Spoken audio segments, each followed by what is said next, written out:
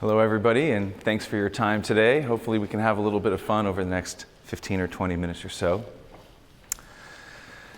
Today I want to talk about what I've learned about sustaining old product designs and talk about some inventions, some things that we do at GDCA that hopefully you can find helpful in your companies. So, inventions. Inventions are often the results of the unintended consequences of previous inventions. Take the great horse manure crisis of 1894. This was an unintended consequence of using horse tractor power in Industrial Revolution era cities. And over the next 20 years or so, electric trams and motor cars solved the problem. Product lifecycle management, or PLM, is a process invention aimed at getting everybody to market faster, adapted by the auto industry in the 1980s and adopted by everyone else. It's been amazingly successful. Indeed, the computer industry, and in particular our embedded computer industry, has used PLM to innovate and introduce an incredible number of inventions over the years, from watches to the Apple Watch and telephones to iPhones and of course mainframes to embedded computers and all the amazing applications that come from that. But PLM also has had some unintended consequences for our industry, mainly that hyper introduction of new products has really created a long tail of old product designs that have really bogged down a lot of companies. And this is because, unlike auto companies, embedded OEMs really have to support their products for more than just one model year, right? So you have to be able to produce this stuff. So in response to this dynamic and the reality that nobody can produce every product they've ever introduced, our industry has taken the practice of basically end-of-lifing old designs and then offering last-time buys to customers. Unfortunately, last-time buys don't necessarily work for a lot of customers for a variety of reasons. Maybe they can't spend ahead of forecast, or possibly, and most routinely, they don't even know what their forecast is. So in order to capture that demand and not necessarily leave customers behind, OEMs have adopted the practice of offering longevity of support and manufacturing agreements. Unfortunately for everyone, customers just don't listen, and sometimes they don't buy these agreements, usually because of money. So to capture demand outside of longevity agreements and support agreements, because customers don't buy them, a lot of OEMs have taken to entertaining requests for old designs if the order's big enough, right? Usually defined by minimum order quantities, or MOQs. And for customers who can't afford MOQs or even the sustaining engineering to kind of resurrect a line and solve a product obsolescence issue, we kind of have taken the practice of firing unprofitable customers. I remember when I first heard about this concept when I was early in my career, and it kind of blew me away with its simplicity and ruthlessness. But unfortunately, firing customers is really scary, right? Because no bidding stuff for customers often backfires on us, right?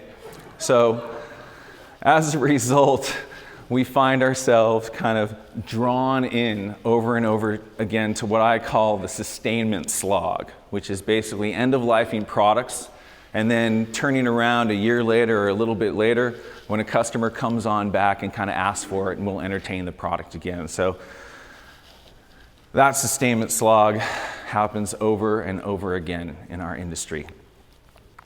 Slog, to work hard over time, or toil.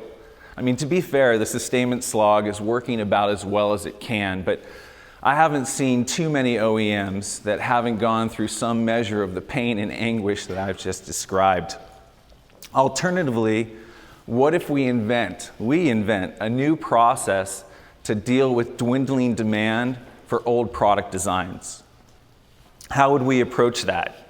So We invent things by connecting dots differently, incorporating new dots as we learn new things. And over the last decade, many decades of dealing with the sustainment slog and ongoing demand for old designs, we've learned a lot about the headaches, mainly undermining NPI efforts, nightmare orders, and straining customer relationships. So why do we keep doing it?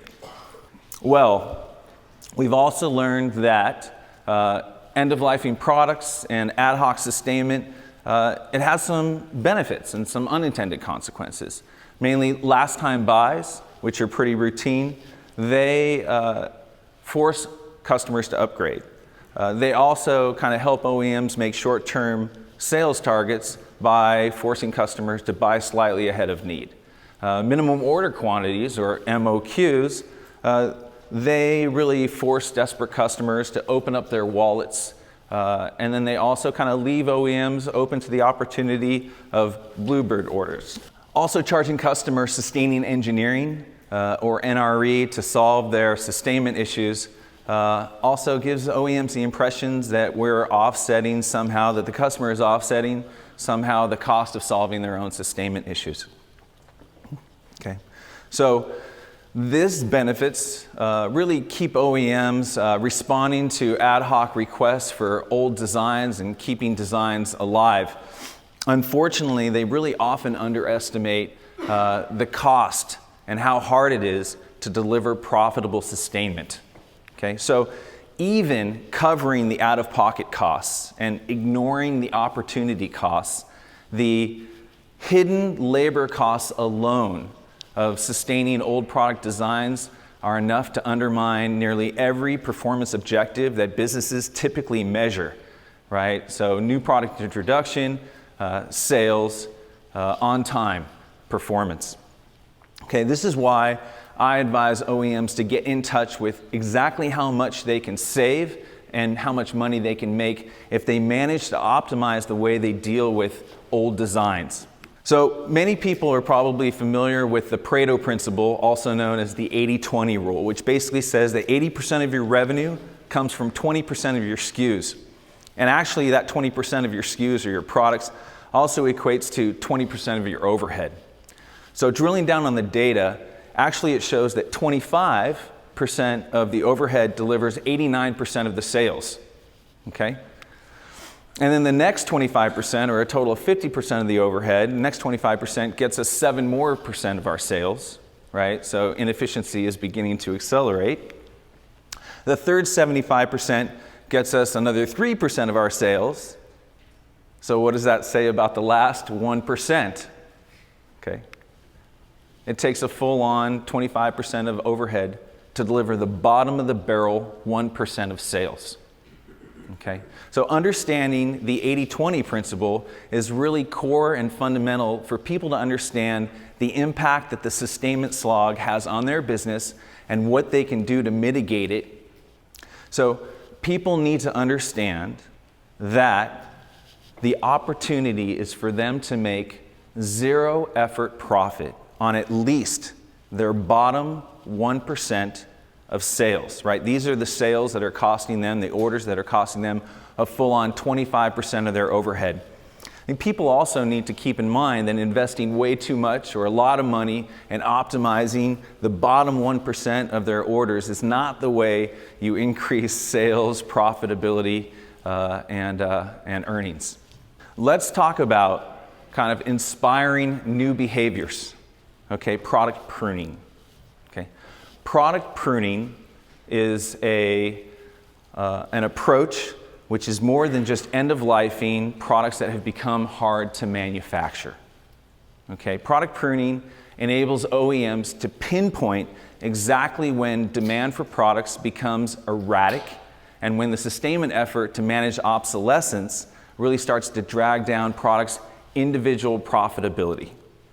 Okay. It also gives OEMs the tools and the processes that they need not to get hooked back into the sustainment slog. And it also gives them the information they need to be confident that they're not going to be leaving money on the table. Okay, so the sustainment slog is to product pruning as these two trees are to each other. If you want to do a good job, you got to have a good approach. Okay? So, first thing, selecting. Okay? You got to determine which products to prune. Old products, like old limbs, can become a hazard, right? And if you, so then therefore the product pruning processes need to support an OEM's process and not undermine them. Secondly, separating. Okay, so the limbs need to come off in the right way.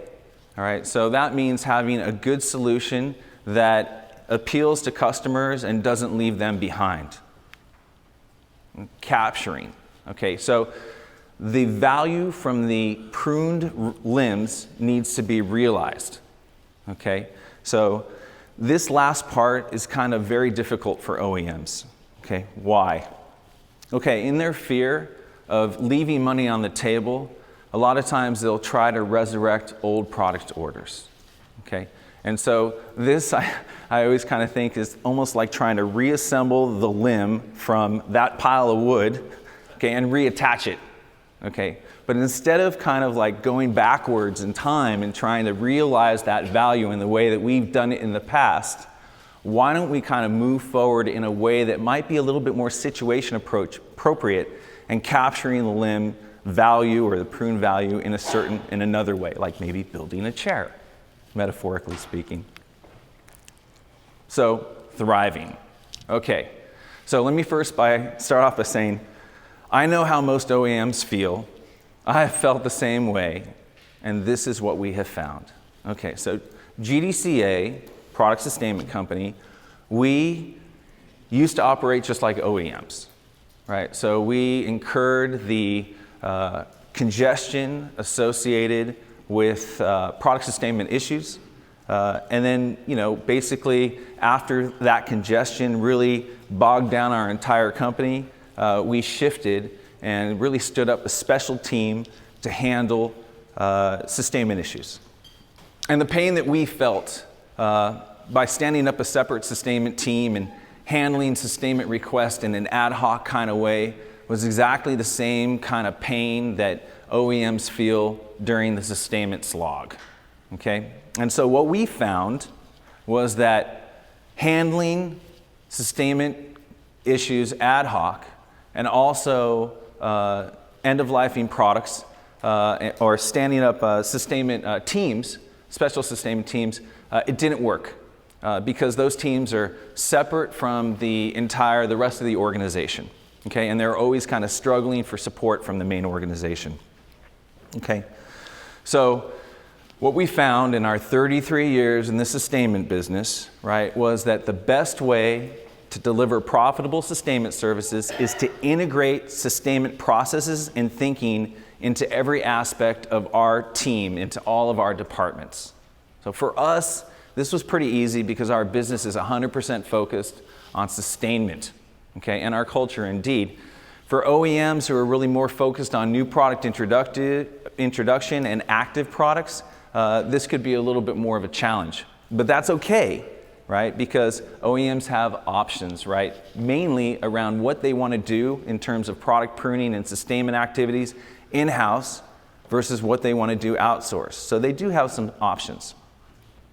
So a few years ago, we started working with a mid to large size OEM. And in the time that we've been working with them, they have been able to improve their new product introduction, their on-time performance, and their earnings while realizing quarter-to-quarter growth over several consecutive quarters. Okay, so they did this with really good business improvement practices, different business improvement practices than they'd been doing before, a really good committed team, great leadership, and a little help from us. So how did we help them thrive? Top line growth. Okay, so by providing a place for their salespeople to send customers of very low value products, they were able to focus their customer conversations on new requirements and active production. Okay, instead of dealing with delivery issues and quoting issues. NPI rate. By providing a place for their engineers to offload sustaining issues of low-value products. Right? They were able to focus on getting a greater number of awesome products out the door. Production congestion. By giving their production team a place to send all these really low-value product orders, they were able to really focus and reduce the congestion in their production schedule and focus on much higher value products. So I want everybody, in conclusion, to really understand that there is an alternative out there to the enormous distraction and overhead cost of dealing with ongoing and dwindling demand for old product designs.